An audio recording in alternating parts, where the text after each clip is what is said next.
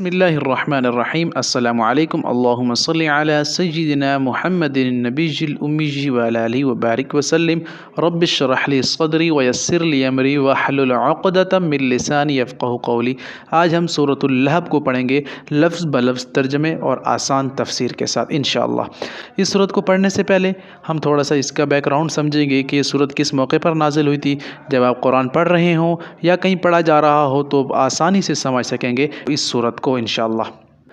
ہوا یوں تھا کہ رسول اللہ صلی اللہ علیہ وسلم کو حکم ہوا کہ آپ جائیے، اب اعلانیہ دعوت کا اعلان کیجیے۔ تو رسول اللہ صلی اللہ علیہ وسلم صفا کی پہاڑی پر گئے، وہاں پر چڑھ کر اعلان کیا اور لوگوں کو بلایا۔ یا صباحا، وہاں پر رواج تھا کہ کہیں کوئی خبر دینا ہوتی تو لوگ پہاڑی پر چڑھ کر آواز لگاتے، کہیں جنگ کی خبر ہوتی یا کسی قسم کی کوئی خبر ہوتی تو وہاں پر رسول اللہ صلی اللہ علیہ وسلم نے انہی کا طریقہ اپنایا اور پہاڑی پر چڑھ کر اعلان کیا اور کہا کہ اے لوگو، اگر میں آپ کو کہوں کہ اس پہاڑی کے پیچھے ایک لشکر تم پر حملہ آور ہونے والا ہے تو کیا تم میری بات پر یقین کرو گے؟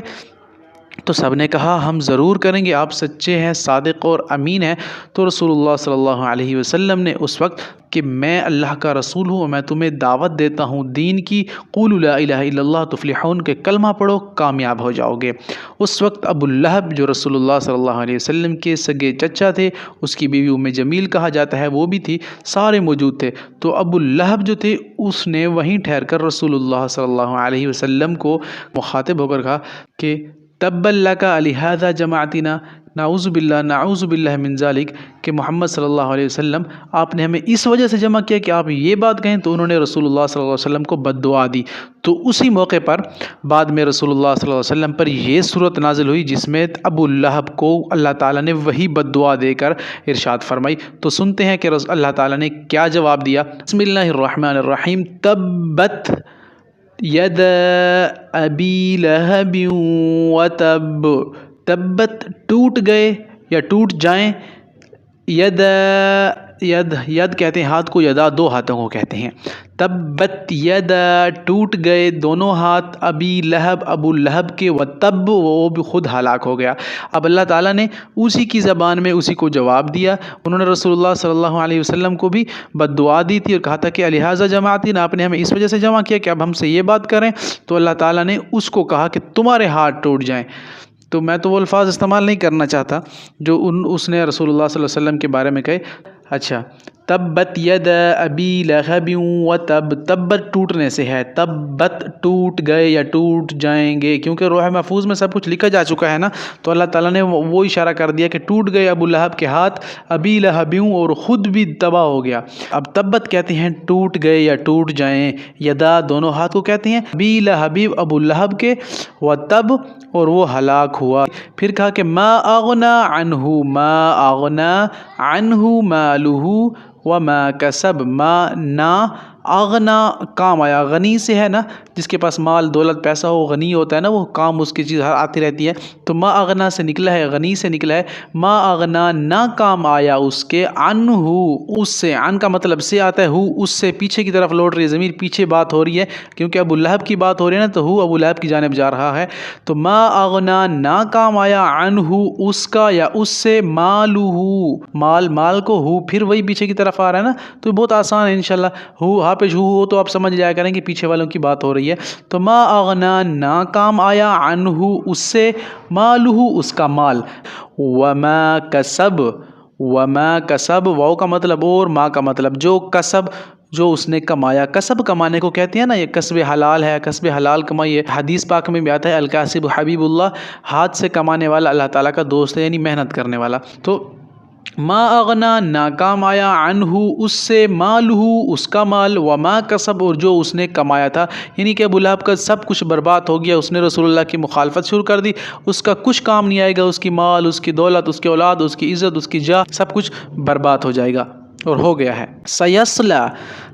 سین کا مطلب عن قریب یا بہت جلد، یا اس سین جو ہے نا، یہ سین یہ میننگ دے رہا ہے عن قریب یا بہت جلد کے۔ سین آپ نے اس کو ذہن میں رکھنا ہے، سین عن قریب یا بہت جلد، یسلا جلے گا، ٹھیک ہے، یسلا نارن، تو اس لفظ کو آپ نے یاد کر لینا ہے، سیسلا تو عن قریب وہ جلے گا، یعنی جلد ہی وہ جہنم میں جائے گا، نارن آگ میں، نار آگ میں اردو میں استعمال ہوتا ہے، نوری مخلوق ہے، آگ کی مخلوق ہے، تو نار کہتے ہیں آگ کو۔ میں ذات لہب، ذات کا مطلب مطلب ہوتا ہے ذا کا مطلب والا یا والے، جس طرح ذوالنورین دو نوروں والا، تو ذی شان آتا ہے دو شانوں والا، ذوالقرنین دو کناروں والا، تو ذا کا مطلب والا آتا ہے یا والی۔ ذات کہتے ہیں والی، لہب کہتے ہیں شعلے کو۔ ابو لہب کو لہب اس لیے کہا جاتا ہے کیونکہ اس کا منہ بہت خوبصورت تھا، وہ شعلے کی طرح لال تھا، تو اس لیے اللہ تعالیٰ نے کہا کہ اس کو جلائیں گے ایسی آگ میں جو اس سے بھی زیادہ لال ہوگی اور شعلوں والی ہوگی۔ تو سیصلا عن قریب وہ جلے گا نارن آگ میں، ذات لہب ایسی آگ جو بھڑکتے ہوئے شعلوں والی ہوگی، وامرأتہ اور اس کی بیوی، وامرأ امرا بیوی کو کہتے ہیں، واو کا مطلب اور امرا بیوی، ہو اس کی، دیکھا پھر پیچھے کی بات ہو رہی ہے نا، کیونکہ ابو لہب کی بات چل رہی ہے تو ہاں پھر پیچھے کی طرف لوٹ رہا ہے، وامرأتہ اور اس کی بیوی، حمالۃ الحطب، حمالۃ الحطب، حمال اٹھانے والی ہے، حمل سے نکلا ہے یہ لفظ، حمل بوجھ کو کہتے ہیں، حاملہ یہ بھی اسی سے ہے، بوجھ ہوتا ہے وہ، تو وامرأتہ تو اس کی بیوی، حمالۃ الحطب اٹھانے والی ہے، الحطب لکڑی کے گٹھے۔ تو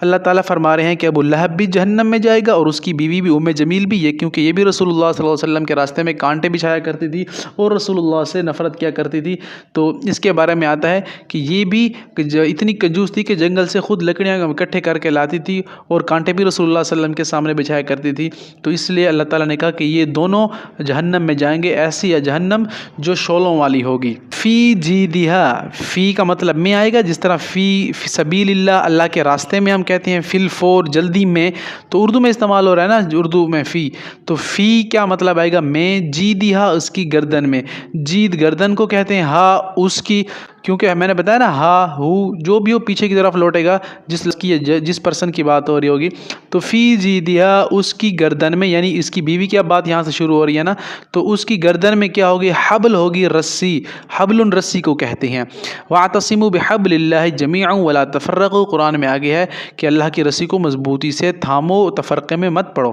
تو فی جیدہا اس کی گردن میں ہوگی حبل رسی، من مسد بٹی ہوئی رسی، ایسی رسی جو بنی گئی ہو، بٹی گئی ہو کھجوروں کی چھال سے، یا عرب کے لوگ جس زمانے میں جو رسیاں بنایا کرتے تھے جس چیز سے، اس رسی کی تعبیر ہے۔ تو روایات میں آتا ہے کہ ابو لہب کی بیوی کو موت ہی اسی حال میں آئی تھی کہ وہ جنگل میں لکڑے کرنے گئی تھی، وہ رسی اس کے پاؤں میں کہیں اٹکی تھی اور اس کے گلے میں پھنس گئی تھی، اسی حالت میں وہ مری تھی۔ اللہ تعالیٰ کہہ رہے ہیں کہ قیامت کے دن اسے اسی حالت میں اٹھایا جائے گا کہ اس کی گردن میں کیا ہوگی، فی جیدہا اس کی گردن میں حبل رسی ہوگی، من مسد وہی بٹی ہوئی رسی جس سے وہ رسول اللہ کے سامنے کانٹے بچھایا کرتی تھی یا اپنے خاوند کے ساتھ مل کر رسول اللہ کے بارے میں بری تدبیریں کیا کرتی تھی۔ تو یہ ہمارے سامنے سورۃ اللہب بھی آ گئی ہے آسان ترجمے اور تفسیر سے، انشاءاللہ امید ہے آپ کو ضرور پسند آئی ہوگی۔ اگر پسند آئی تو کمنٹ سیکشن میں اپنے رائے کا اظہار ضرور دیا کریں۔ ملتے ہیں انشاءاللہ نیکسٹ ویڈیو میں، اپنے رب کے فرمان کا، اس پیارے قرآن کا بڑا خیال رکھے گا۔ السلام علیکم ورحمۃ اللہ وبرکاتہ۔